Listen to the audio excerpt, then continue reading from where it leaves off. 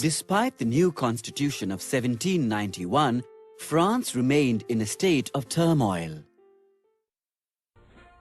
Along with King Louis XVI, the nobles and the clergy started a counter-revolution to regain their status.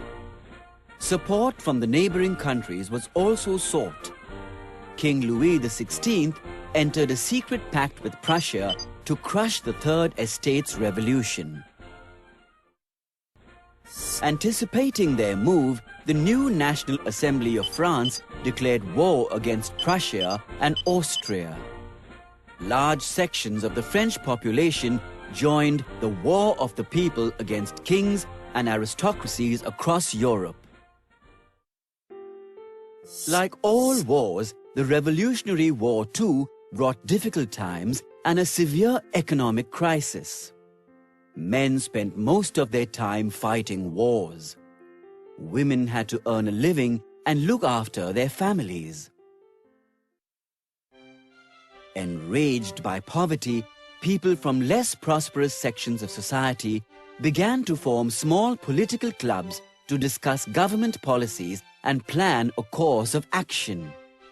The Jacobins, led by Maximilien Robespierre, formed one of the most prominent of these clubs. Many Jacobins started wearing long striped trousers like dock workers. They became famous as sans culottes, which meant those without the knee breeches. It was a way to proclaim that power was no longer restricted to the nobles who typically wore knee breeches. Men also wore a red cap that symbolized liberty.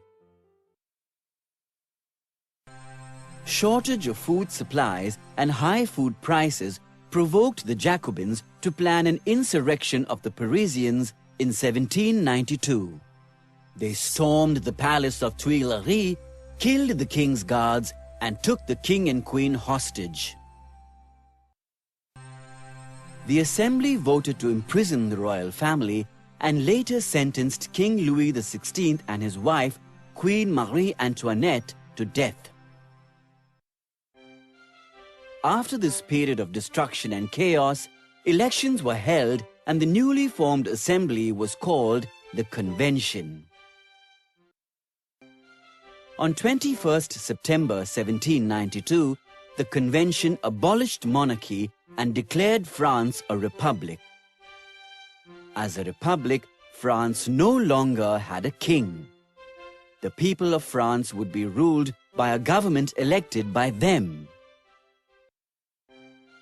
The Convention of 1792 also granted voting rights to all men above 21 years, irrespective of their economic status, unlike the earlier Constitution of 1791 that restricted voting rights to the upper and middle classes.